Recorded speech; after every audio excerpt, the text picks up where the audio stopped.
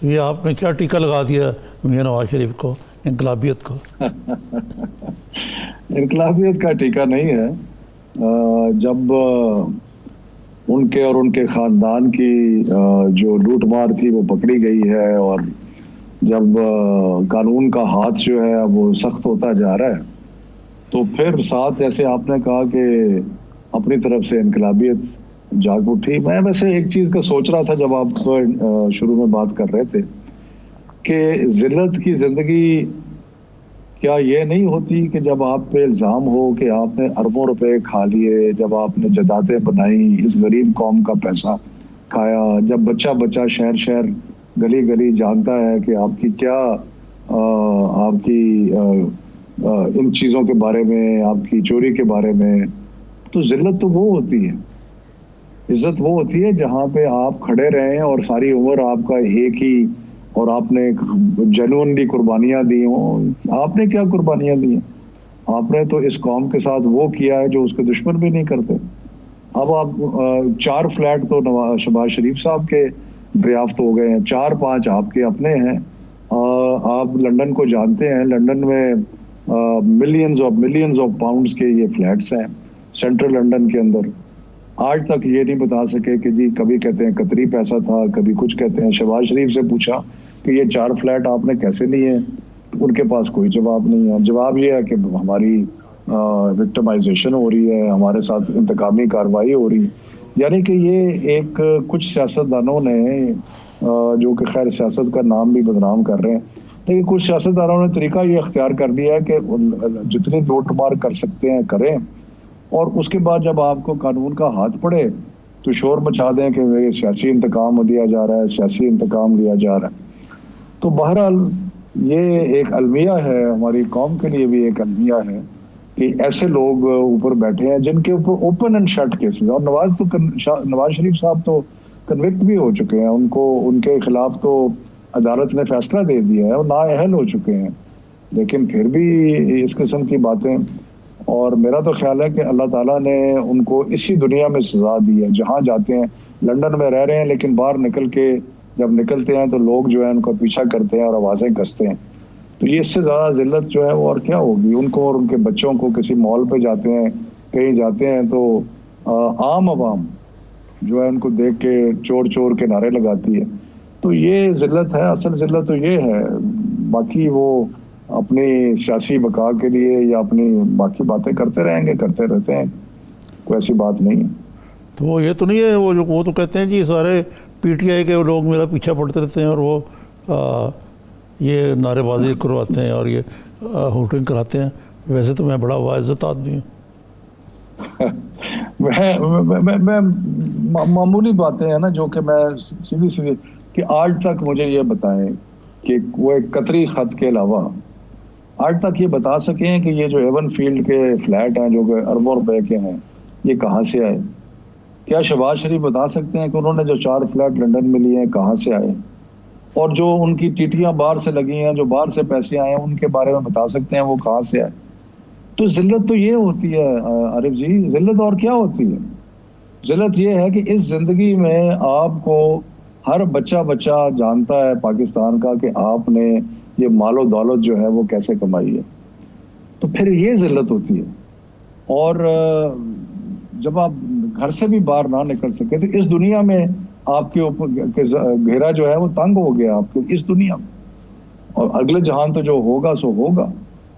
تو میرا خیال ہے کہ اس کے بعد باقی ان کے پاس ایک ہی ہتھیار ہے کہ اداروں کو برا بلا کہو، عدلیہ کو برا بلا کہو، آرمی کو برا بلا کہو، اور اس سے چند طبقے جو کہ انتشار چاہتے ہیں ان کو خوش کرو اور ہیرو بننے کی کوشش کرو. ٹھیک. شفقت صاحب، جو آج اسلام آباد ہائی کورٹ میں سماعت ہوئیں اس دوران ججز نے بڑے تاریخی ریمارکس دیے ہیں.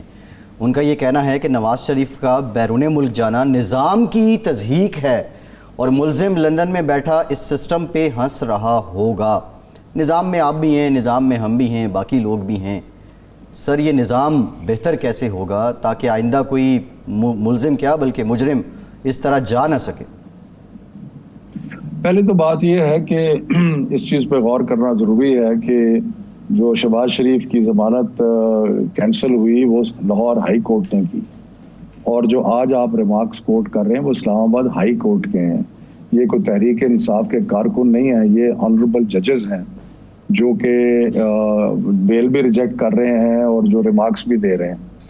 تو تصدیق تو ایک لحاظ سے ہے کہ عدالتوں نے آپ نے عدالتوں کو ایسے ثبوت پیش کیے جو کہ وقت بتا رہا ہے کہ جعلی تھے، اور اس کے بعد آپ نے بیل لی، اس کے بعد آپ نے کہا میں 8 ہفتے میں آ جاؤں گا. 1 سال ہو گیا آپ نے علاج نہیں کیا. یہ جو کارڈیاک کیتھیٹرائزیشن کی بات کرتے ہیں نا، ہماری عمر کے لوگوں کو پتا ہے کہ یہ ایک سٹینٹ ہے جو کہ لاہور میں میرا خیال ہے کوئی 10 ہسپتال ہے جہاں پہ ڈالا جا رہا ہے. لیکن آپ کہہ رہے ہیں کہ جی لنڈن میں ہم جا رہے ہیں اور جب تک وہ کیتھیٹرائزیشن نہیں ہوگی تب تک ہم، مطلب یہ بہانے ہیں اور کیا ہے، اور کبھی نہیں. اور یہ جو انقلاب جو ہے نا، مجھے بڑی تھوڑی سی ہنسی بھی آئی کہ یہ انقلاب جو ہے وہ لنڈن کے مے فیئر کے علاقے میں بیٹھ کے لیڈ کریں گے. یعنی کہ اندازہ لگائیں آپ جی، لنڈن کا سب سے مہنگا ترین علاقہ ہے، وہاں بیٹھ کے پاکستان میں انقلاب برپا کریں گے. شفقت صاحب، پی ڈی ایم بالآخر 11 تاریخ سے 11 اکتوبر سے اس تحریک کا آغاز ہو رہا ہے. چیلنج تو ہے آپ کے لیے، پرائم منسٹر نے کمیٹی بھی بنائی ہے، وزیروں پہ مشتمل مختلف ٹاسکس بھی دیے گئے ہیں، لیکن اس سے پہلے کیا 11 اکتوبر سے پہلے ہی کوئی مذاکرات کا سلسلہ شروع ہو جائے گا؟ جو ہم نے پہلے بھی دیکھا ہے کہ تحریکیں چلنے سے پہلے حکومت ایک جیسچر شو کرتی ہے، مذاکرات کرتی ہے، بات چیت کرتی ہے. میرا خیال ہے پہلی تو بات میں کریکٹ کر دوں کہ پرائم منسٹر نے کوئی فارمل کمیٹی نہیں بنائی. وزیر جو ہے وہ پرائم منسٹر کو ملتے رہتے ہیں، حالات حاضرہ بھی ڈسکس کرتے ہیں، پالیٹکس بھی ڈسکس کرتے ہیں. تو کوئی ایسی اسپیسیفک چیز کہ جی کمیٹی کو خاص بنی ہے وہ تو درست نہیں ہے. دوسرا یہ ہے کہ جلوس جلسہ ان کا حق ہے، ضرور کریں. مجھے صرف بطور وزیر تعلیم صرف ایک تشویش ہے کہ فضل الرحمان جو ہیں وہ اپنے جلسوں کے لیے مدرسے کو بچوں کو استعمال کرتے ہیں، اور مدرسے کے بچے جو ہیں باقی بچوں کی طرح پچھلے 6 ماہ میں کوئی تعلیم حاصل نہیں کر سکے. تو باقی جلسے شوق سے کریں، لیکن میری یہی گزارش ہوگی کہ یہ اسکول کے اور یہ جو مدرسوں کے بچے ہیں نا، ان کو اپنے جلسے جلوسوں میں اور اپنے پالیٹکس کے لیے استعمال نہ کریں. تو باقی آپ کو ویلکم ہے، آپ جلسہ کرنا چاہتے ہیں ضرور کریں، اس میں ہمیں کوئی پرابلم نہیں. نہیں، لیکن شفقت صاحب ایک شخص جو کہ ڈسکوالیفائڈ ہے اور عدلیہ کے ذریعے ڈسکوالیفائڈ ہے، وہ بھی پولیٹیکل ایکٹیویٹی پوری کر رہا ہے، اور مولانا فضل الرحمان بھی پورا ڈول ڈال رہے ہیں اپنا. تو یہ لگ رہا ہے کہ کوئی حکومت مخالف تحریک کو بنانے کی کوشش کی جا رہی ہے، اور اس میں کوئی امکانات ہیں آپ کو کسی قسم کی بھی کہیں سے ٹریکشن ملنے کی؟ پہلے تو بات یہ ہے کہ بالکل حکومت مخالف تحریک بنانے کی پوری کوشش ہے. بنے گی نہیں، بنے گی اس لیے نہیں کہ عوام ان کے ساتھ نہیں ہے. تو عوام اچھی طرح جانتے ہیں کہ جس طریقے سے انہوں نے پچھلے 10 سال میں اس ملک کے ساتھ کیا، تو عوام تو بالکل اس کے ساتھ نہیں ہے. دوسرا ایک اور آپ نے نقطہ اٹھایا، وہ بھی غور طلب ہے کہ ایک شخص جو کنوکٹڈ ہے، ایک شخص جو مفرور ہے، مفرور ایک شخص جس کے ناقابل ضمانت وارنٹ گرفتاری جاری ہے، کیا اس کو یہ ہماری میڈیا میں اس طریقے سے پبلکلی پذیرائی ملنی چاہیے یا نہیں؟ جو آپ کے عدالتوں نے جس کو سزا دی ہے، کوئی پولیٹیکل پارٹیز نے نہیں دی، اور نااہل بھی عدالتوں نے کیا ہے.